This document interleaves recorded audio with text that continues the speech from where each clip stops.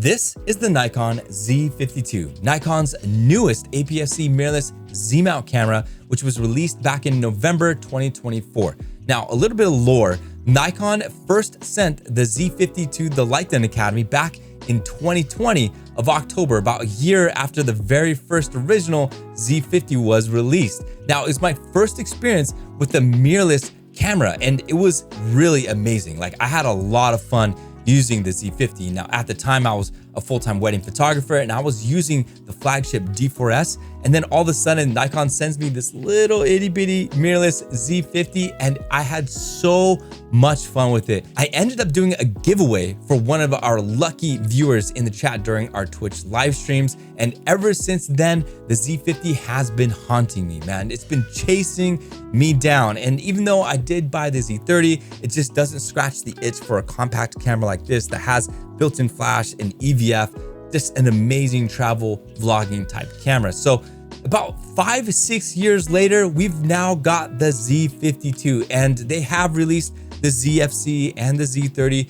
between those years. And it seems like every release, Nikon's inched closer and closer to creating that perfect creators, live stream content creator type camera. And honestly, spoiler alert, this is it. This camera is so impressive. There's so many features packed into this thing, but I'm not going to spoil it for you all. I want you guys to watch this unboxing video to catch my first reactions to the Z52. Make sure you subscribe to this channel because I will, in the next couple of weeks, be comparing this and reviewing it to the other APS-C mirrorless cameras that Nikon has. So you don't want to miss that. And huge shout out to Nikon. Thank you so much for sending this out for the next couple months. Really appreciate it. Enjoy the video. Here we go. Let's go ahead, get this camera unboxed. I removed all the labels and everything like that so I don't dox myself. But if you do want to know where I live, just go to the rock in the middle of the Pacific Ocean and you'll find me. Okay.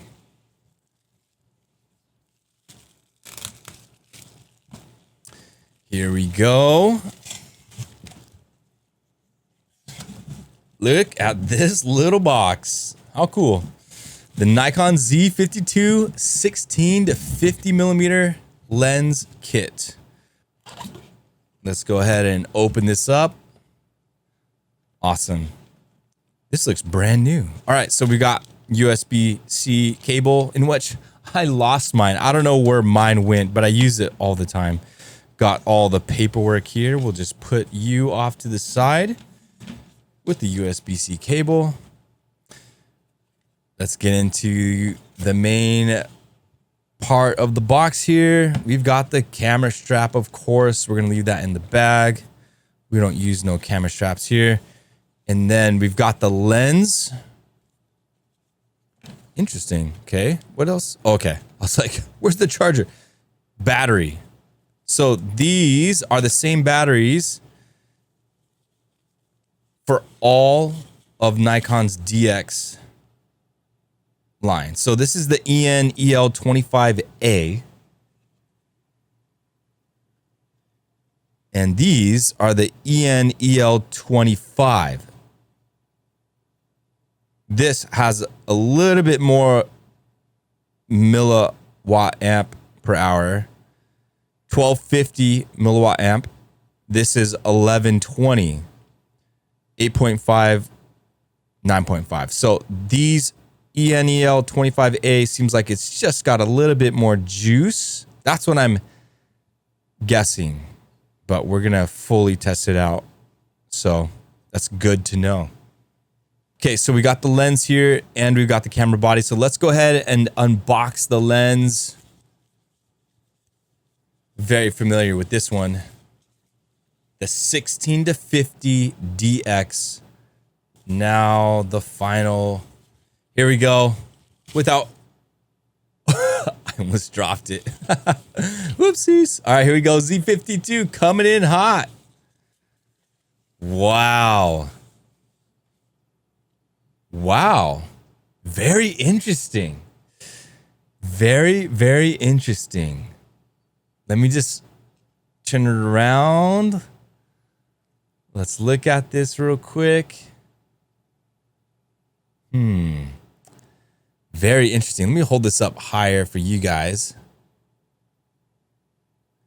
There we go.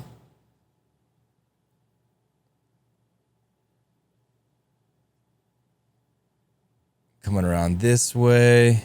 This is a creator's camera, DX crop sensor. Coming this way. Ooh, maybe the person before me forgot to put back the hot shoe cap. Or maybe they don't have one for these cameras. Coming this way. And there we go. All right, so as we kind of dive into this, keep in mind that this is a DX crop sensor, not the full frame professional bodies. So my first impression with this camera body is it looks very similar to the Z6 III. Looks very similar to the Z6 III, the style of body. Nikon's older Z-mount cameras, they would have like Z5, Z6, Z7, all down here, but they've recently been like moving the emblem up and then like up here, at least with the Z6 III, the Z8 moved it, stuff like that. So I'm wondering if they're going away from putting the body identifier down here, moving it up, and it's just giving it a very structured and rigid look. Let's go ahead and move the box out of the way and then we'll dive right into this. All right, we got the lens here. Let's put the battery in. Also, we've got, this is a DX camera, so these non-professional bodies, they're gonna have the memory card slot down here in the battery cover. We're gonna throw in the battery. There you go. Close that up. Nice. And we are live. So, man, I really wish I had a Z50 on me. Again, I did rent one, so I'm going to be getting my hands on it next week on Monday, the Z50 and the ZFC. So I'm going to be getting all the DX cameras, get my hands on them. We're going to compare them. But right away, like I said, it just feels very boxy. It just has this style that's very reminiscent of the Z8 and the Z6 III. And I'm going to pull out the Z6 III right now. There's the Z6 II. Here is the Z6 III. So let me brighten this up as well. It's a little dark. Z52 right up at the top. We've got the Z6 II. And then we've got the Z6 III. All right, so as you can see here, Z6 III moved that emblem identifier. There's a Z6 II identifier down there. It's moved it here. And it also shows right there, Z6 II for comparison. And then the Z50, the Z is up here now. It's not there. Up there, and then we don't have the Z52. Oh, actually, it's right here. Hello. I can't even. Let me zoom it in for you guys. The Z52 adds on a little bit more weight, but let's go ahead and we're gonna compare it. Let's compare it to the Z6 II real quick. We're gonna move this one out of the way. Here we go, side to side, back to back. Actually, I'm looking at it, so it's a little bit shorter, obviously. And then Z6 II, longer on the width. Nice. And then let's see here. I'm looking at OBS right now. The hand grip on the Z52 looks a little bit shorter, of course. This one, the Z6 II, is a little bit more girthy. It's smaller for sure. So you can just really see, I'm just showing you guys like how compact this camera is compared to the full frame options there. Nice. Even like the dial, everything is just a little bit smaller. All right, now let's bring in the Z6 III. There we go. This one, you could really tell a difference on the size difference here of everything. The dial, of course, no top-down LCD, but button arrangement. Let's go ahead and get on to that. So one thing I loved about the Z50 originally was the button placement. I really thought the button placement on the Z50 was like one of the best out of all the Z-mount cameras. I really enjoyed it, mainly because that delete button is on the right side. So already I can tell if I flip these now over, very, very similar on the button arrangement. Okay, so this one, the Z52, does not have this toggle like all the professional bodies. Even the ZF doesn't have this toggle. So you're missing that, but everything else, magnifier, menu, play, the directional pad, okay, the I button, all right here, the auto focus lock here, and then display button relatively in the same spot. And then you have shutter speed selection right here. And then you've got delete here. So Z52 departed from the Z50's button layout, quite understandably. I don't really mind it on the Z6 III. I've used it now for 6 photo shoots since we opened this up, and I've been really enjoying it. Now, big difference between the Z50 and the Z52. And when the Z50 first came out as a creator vloggers type of camera, they had an LCD that flipped down towards the user. That's the opposite way that like the Sony a6000, like those kind of cameras where they had like a flip up LCD, which is like pretty intuitive. Nikon went down. And although I did have fun with it, if you had like a selfie stick or a tripod, it would block the LCD screen. So SmallRig remedied that by allowing users to buy a plate for the Z50 where you can mount the tripod underneath the battery cover. That way it didn't block the LCD screen. So little workaround, but I think Nikon's just like, whatever, we're throwing a vari-angle LCD screen. And I think that's for the better. The D5100 was my very first Nikon camera, and it had a vari-angle screen like this. And I got really used to it, and I enjoyed it a lot. And then I got my hands on the Z6 II, and these are just tilting screens. They can tilt up, tilt down, but that's it for the range of motion, in which it wasn't bad. It keeps everything, you know, compact to your body. You don't have anything flipping out. But I think just overall, as we're getting into the creator day and age, you know, having a vari-angle LCD screen that can flip out, can flip down, can flip up, this is just so much more versatile for all types of work, even for photographers. Using the Z6 III, using the vari-angle LCD screen, like I love it. I love using the vari-angle screen, getting the low angles, the high, just everything like that. So I actually really do enjoy it, and I'm glad that they put it on the Z52. The Z52 and the Z50, they both have the sensor at the bottom. And then let me do one more thing. I'm going to check the ZFC. I want to check and see.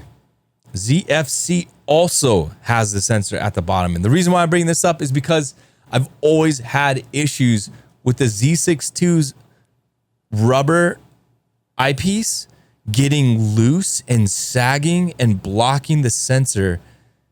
And you guys can see that.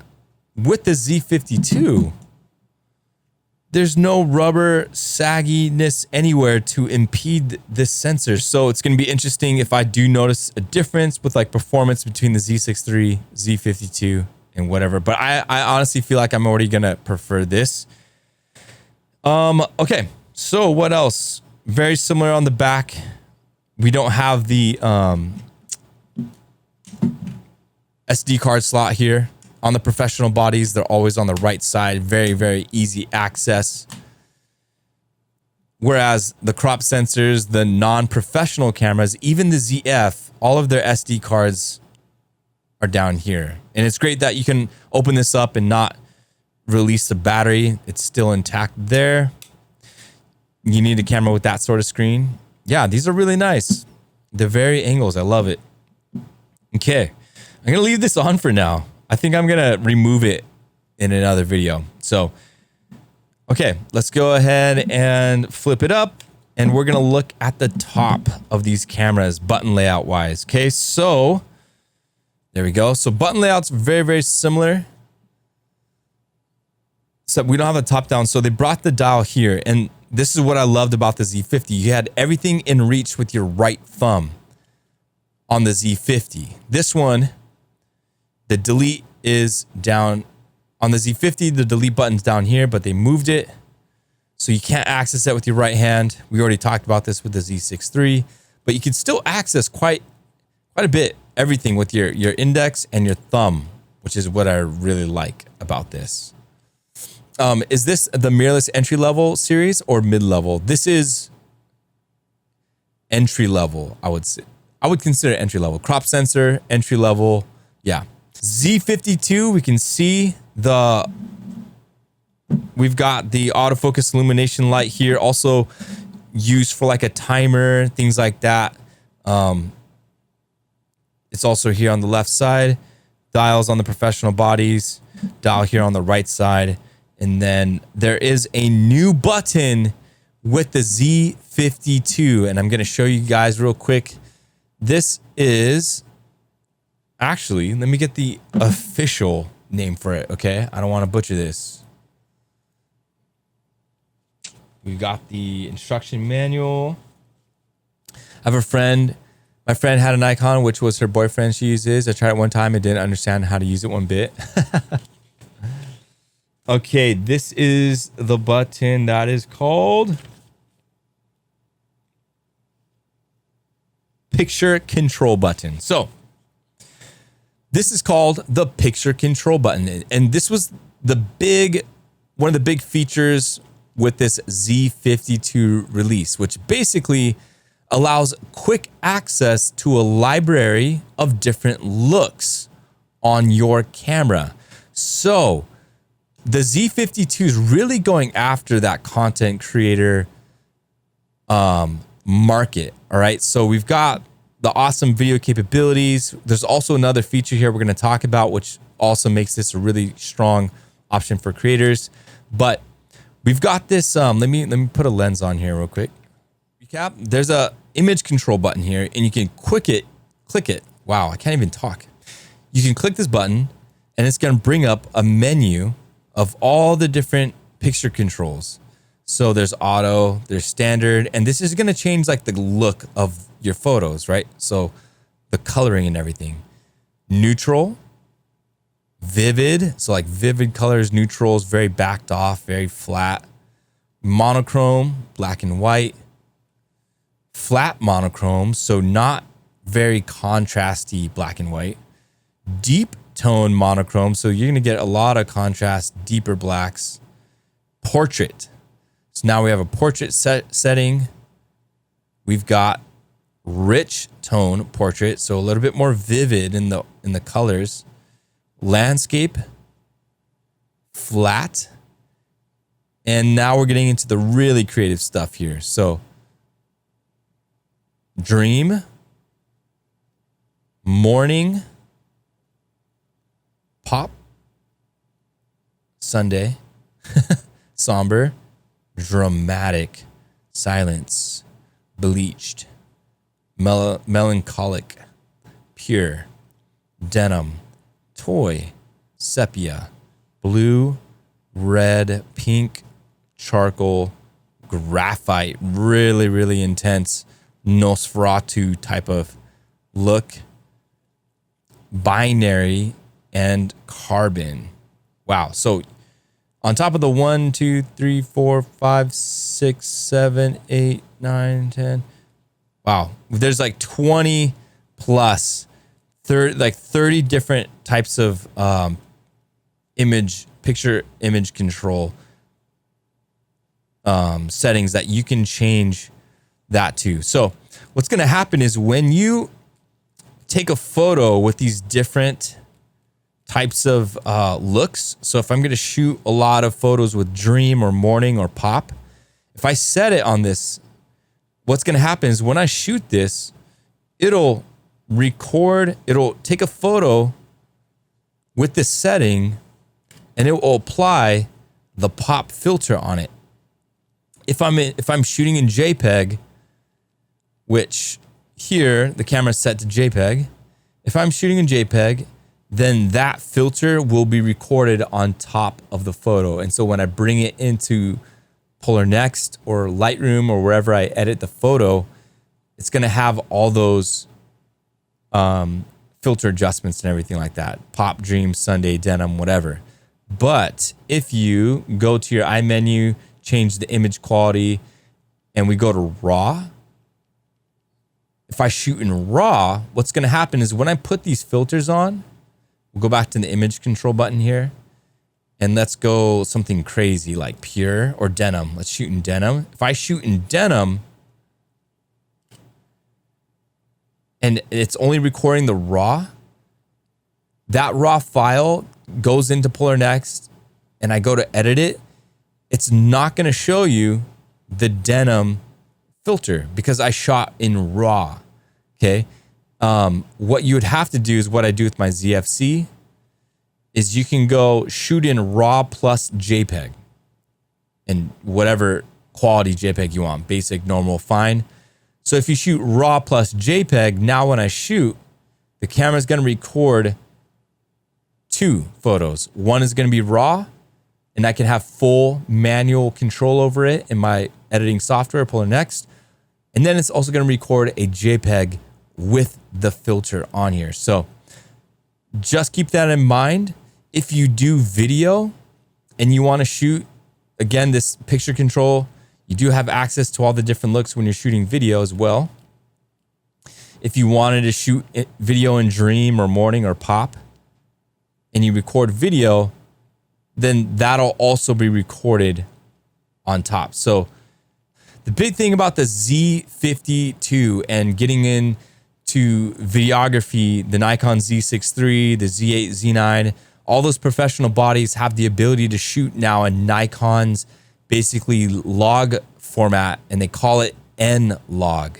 So N-Log is basically like shooting video in RAW, whereas before Nikon's cameras only shot in SDR, which kind of like is the equivalent of like JPEG, which I believe is a lot of the reason why a lot of videographers stayed away from Nikon not having any type of ability to shoot in log. Some videographers were able to create their own profiles and then add it to their cameras, some type of log, and then they would color grade later.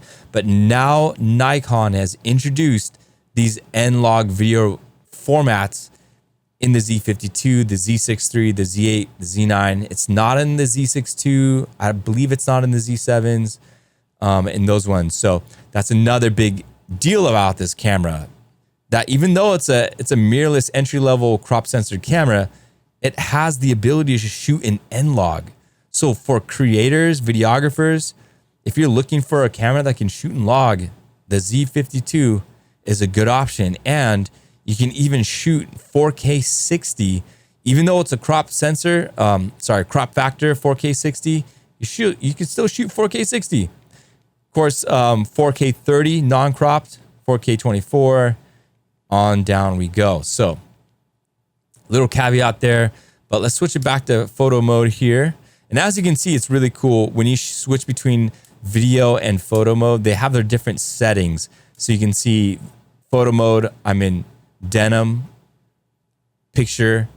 If I go to video, now I'm in pop. So cool that it keeps those settings. Do you use these often? So I don't really do a lot of videography with my cameras, and I've really never delved into shooting log on video. The videography projects that I've done, like interviews and stuff, I always shoot it in Nikon's like SDR format, just whatever. I just make sure to light it well and it's good to go. So I've never really jumped into any type of log recording. So this will be my first time with the Z6 III, the Z52, that I have the ability to really play around and shoot in log and try my hand at color grading. So we'll see how that goes. Okay, so moving on. So that's a big difference with this Z52 over like the Z30, the Z50, the ZFC, is that it has this dedicated picture control, and you can access it by hitting the I button, and you can see right here on the left side that you can also change it there. But Nikon really wanted to target creators and get them on board with a camera like this. Fuji cameras, they really bring in that film enthusiast market because they really like the film sims that you can create with Fuji. And you know, Fuji's baked in film sims. People want to shoot with like film tones and film colors and stuff like that. So that's also what I believe with the Z52. What's going on with this button is you have the ability, not just in camera, you can see here that you can change up some of the different parameters of these looks. But if you download Nikon's NX software, I believe, I don't know off the top of my head, but they do have software that you can create recipes, they call it. You can create it on your PC and then download it to your camera, and then go on with those film sims. So Nikon's really targeting that. But yeah, okay, so that's the imaging picture control button there. Really excited to use that. Already just in my hand, the Z52 feels really good. Much lighter of a camera. It is a little bit heavier. I do have my Z30. Z30 is a lot more compact. The Z30 is actually the lightest and most compact creator camera from Nikon. But these Z50s, I really like them because I got these viewfinders. Really, really small compact cameras. So, okay, let's talk about the other thing that this Z52 is bringing to the table that you have not seen in any other Z-mount camera bodies. And that is UVC and UAC capabilities of their USB-C port. So what the heck does that mean? So if I open this up, I've got micro HDMI out, so I can plug in a video capture card and hook it up to my live stream, and then I can use a capture card and I can, you know, stream in 1080, 4K, whatever.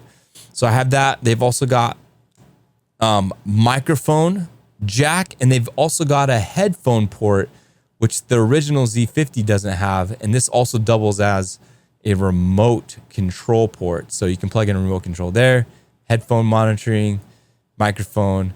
But what's interesting about the USB-C, okay, is its UVC and UAC class support. So basically, what I'm saying is you don't need a video card for this camera. And you might be saying, well, Aaron, you can use the other Z-mount bodies with Nikon's webcam capture utility. And I will say, yeah, but that capture utility is very stuttery and the resolution caps out around 720. So it's not really a good solution for live streamers. I've tried it when they sent me the Z50. I tried it so many times. The web capture utility is very laggy, very stuttery. It does not look good compared to a video capture card. But this right here in our hands should be able to plug into a USB-C and be able to show up on stream looking good. And the cool thing too is not only is it going to deliver the video and audio from the camera to the live stream, it's also going to charge it via USB-C. You just need to have a battery inside the camera when you plug it in with the USB-C cord. What you're going to do is you're going to go menu.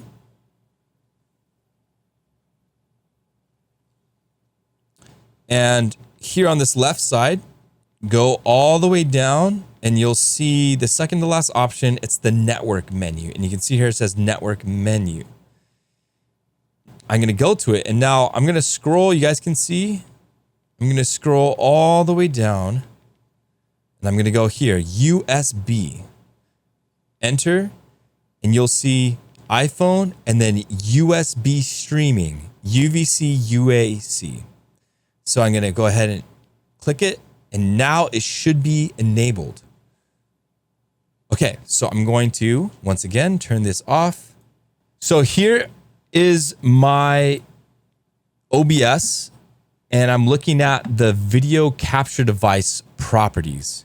If I go to this menu, device, and I look, you'll see now Nikon Z52 is populating here, connected to my streaming PC. If I click it, it should show you video. And there we go. Look how clean that is. Look how clean that is. Hey, what's up? Man, that is clean. That looks great. We're going to zoom in real quick. Bam, look at that. Look how clean that is. This is a game changer for Nikon, for creators, for live streamers. A new, very, very capable camera has just entered the arena, ladies and gentlemen. I know you can get your capture cards and everything like that, but being able to get full 1080, like high quality video without needing to buy a video capture card to connect your camera is massive. And I didn't have to buy an AC, DC, whatever power supply. I'm literally powering this camera by plugging it in with a USB-C to my computer. And then I've just got the battery. I've got the battery inside the camera because that's what it needs to turn on. But I'm charging it, powering it by the USB-C, delivering audio, video, all that good stuff. So yeah, guess you'll upgrade your stream cam soon? Honestly, I would upgrade. Actually, yeah, I would. There's more things about this camera that we haven't discussed yet. We are just scratching the surface on here. The picture imaging control button, the UVC, UAC capabilities of being able to do this. This is pretty awesome. So I'm sorry that the angle looks weird. It's because my USB-C cord doesn't stretch longer, and I only have so much room to play with. But okay, so now we're going to change the white balance on this thing, and we're going to switch it. I like to keep it at daylight. That's kind of the setting I like and I prefer for like skin tone and everything like that when I'm live streaming. So we're going to set it to daylight, and then everything else should be good. On the autofocus mode, I like to keep it on full-time autofocus. And then for area detection, you can't go wrong with autofocus area mode. Yeah, I like to leave it there. And then you can scroll down. You can do subject detection. So I can just leave it on person because I don't have any animals or cats in here. And now, if I were to live stream with this camera, this is the settings I would have it on. And you guys can't see it right now, but the autofocusing is amazing. It's got two little squares over both of my eyes. And if I put my hand in front, the squares go away, but they immediately come right back. I wish I could show you this, but they come right back. That's really good. You can see the flickering in the background too. So again, if you're configuring your live stream, just mess with the shutter speed and get it to a place where you don't have that flickering anymore. There we go. Maybe we could drop the ISO down a bit. I'm actually really impressed. The quality of this looks really good. And this is with the kit lens. This is awesome. This is good. Nikon, finally, having a camera that's capable of doing this is a huge win for creators and live streamers. Really, this is massive. Okay, so enough about that. Let's go ahead and disconnect. The price for the Z52 body, I nailed it actually. The price is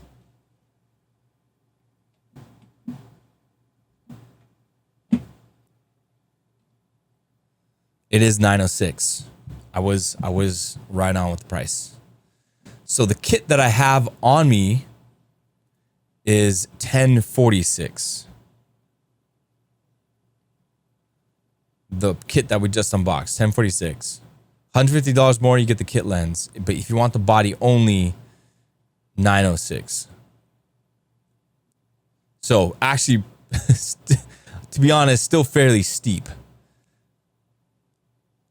Less than you thought, really? Well, I've had creators come to me and ask, like, you know, what are the best cameras for live stream content creation?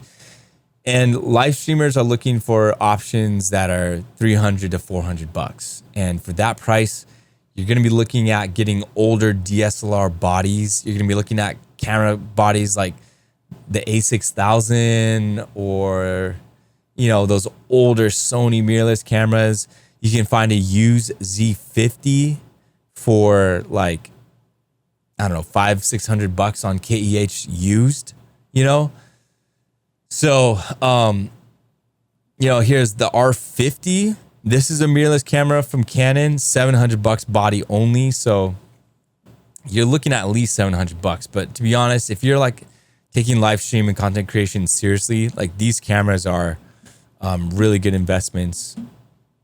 We just discussed the picture control button here, having quick access to it, being able to change between your favorite picture modes.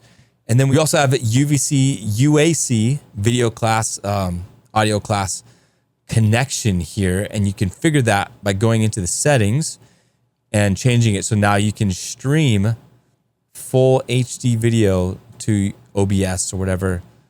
You can also plug it into your phone and use it as a external camera, which is pretty nuts.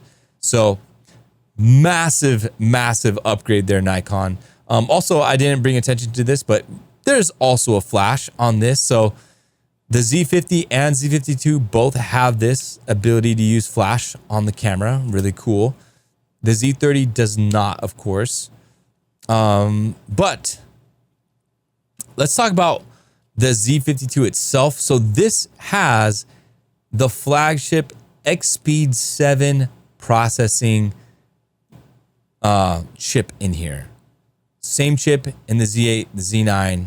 But basically what that's going to allow this camera to do is expand its autofocus capabilities. So this camera not only is able to pick up on eyes and face of people and stuff, but you also have the ability for, let me open up the lens here, show you guys all of the options. Oopsies, not that. You have the 9 different options for autofocus. Let me get in a better position. Sorry. So you have people, animals, birds, cars, planes. So you have all the different ability, that deep learning autofocus, which makes this camera so great. Pretty much everything else, as far as like, you know, the difference between the Z50 and the Z52 are going to be very similar. You've got the same sensor, that same 20.9, 21 megapixel sensor, same ISO range of 100 to 51,000. No in-body image stabilization. I think this is something that like photographers have always been asking for, but it's just like, hey, I mean, it's a creator body, DX mirrorless, you know, I don't think Nikon's going to be changing that anytime soon. Maybe in the next refresh, we'll see. The difference is you can shoot log with this now, and you can shoot 4K 60 versus the Z50 only shooting 4K 30. You've got the same viewfinder. It's a little bit brighter, about 2 times as bright as the Z50. You've got a bigger LCD screen on the back than the original Z50. They both shoot at 11 frames per second, but this one has the ability to shoot at 30 frames per second with the high-speed continuous in JPEG mode. You've also got pre-release capture with this camera as well. They both have max shutters of 1/4000. And then for memory cards, the Z52 has the ability to use the UHS 2 versus the Z50's UHS 1. And then again, this one is just a little bit beefier, a little bit heavier than the Z50. So Might not seem massive upgrades as far as like megapixels or ISO range or even focus points. They've got the same hybrid phase contrast 209 focus points as the Z50, but if you're looking for that one-stop shop content creator camera, no longer have to piece it all together, this is the camera that you need. Having the ability to live stream straight out of the camera, power it by USB-C. You've got the accessibility to all the imaging, picture, color controls. This is a very, very, very capable camera. And I'm really excited to get outside and shoot with it and take it with me on my adventures and everything like that. So for fun, we're gonna move these cameras out of the way real quick, the Z6 III and the Z6 II, and I wanna put these big old lenses on here. So this is a real compact camera.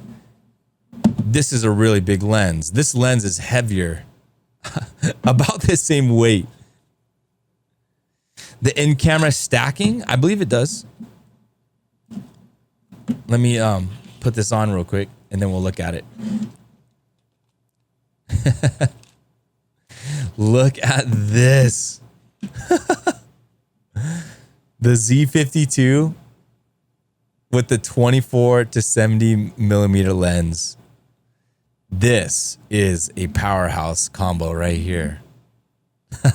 So it's effectively like a 35 to what?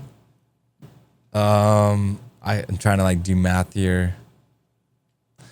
This is like a 35 to 105 or something like that. Capability. Very, very front heavy now. The Z50 and the ZFC are coming next Monday. I'm going to have hands-on with all of the DX mirrorless crop sensor Nikon bodies, and we'll do a little comparison, check them all out, and then I'm going to do some content with them and compare them all and everything like that. But this Z52, man, is just the culmination of the last like 5 to 6 years trial and error. Not trial and error, because all the Z-mount cameras are awesome and they do all have great qualities and stuff. But just as they progress, like the Z50, the Z6 II is better than the Z6. Sorry, the Z6 II, yeah, is better than the Z6. The Z7 II better than the Z7. So as these bodies keep coming out, I think they just really glean from all the pros and all the good features from their cameras, and they just keep adding it into the next generation. And so that's really what the Z52 is all about. Really, really powerful content creator camera. If I were starting out to live stream and do content creation, if I were starting out from day one, this would be the camera that I would get for live streaming, shooting 4K 60 video, taking awesome photos. You got flash built onto it. Like, this is everything that you need in a camera to get started with live stream. You know, you don't have to go to these bigger professional bodies, even though they're really awesome, like the Z6 III. Sorry, bam. There we go. Z6 III, the Z6 II, Z8, all those really great cameras, but they're also like $3,000, $2,000, $2,500. This, the body only is $907. And if you want it with the lens, $1,000, $1,050. Really, really good entry level price. Really good deal for an amazing content creator's camera. I'm really, really hyped on this thing, and I cannot wait to see it in action and try it out and stuff like that. So with that being said, hang tight. Next week, I'll be getting a new shipment in from Lens Rental. I'll have the Z50, the ZFC to compare the Z52 with, along with a couple of lenses. I've got a couple of DX lenses and some stuff that's a little bit more friendly to smaller compact bodies like this. I know we got this massive 24 to 70 f2.8 lens here, but really these cameras are really capable even with these smaller compact, you know, DX lenses. You can still live stream really good quality with, you know, these little compact lenses. You may not get the full like you know, creamy soft background with like a 1.4 lens that I currently have. But even if you get something with like a 2.8, which I do, and we'll save that for next week. I've got the 28 2.8 and the 40 2.8 in here as well. So I'll throw that on here and we'll get a little bit more compact and stuff. And I'll show you guys what that looks like on live streaming and everything like that. But so far, really impressed with the Z52. So Nikon, thank you so much again for sending over another camera for us to look at, to unbox, to try out, and to see what you guys have to offer and stuff. So, whoo, man, am I freaking done with talking right now. Well, that's it. Thank you so much for watching the unboxing video. I hope you enjoyed it. Like I said, I will be getting the Z50, the ZFC, and I have the Z30. So I'm gonna have all of Nikon's APS-C mirrorless cameras here with me. And we're gonna be doing some awesome comparisons, some reviews, be taking them outside, go doing some shootings and stuff like that. So definitely don't miss that content. Subscribe to this channel. I appreciate all your support. And if you wanna go watch the original vlog video that I did with the Z50, then watch this video right here.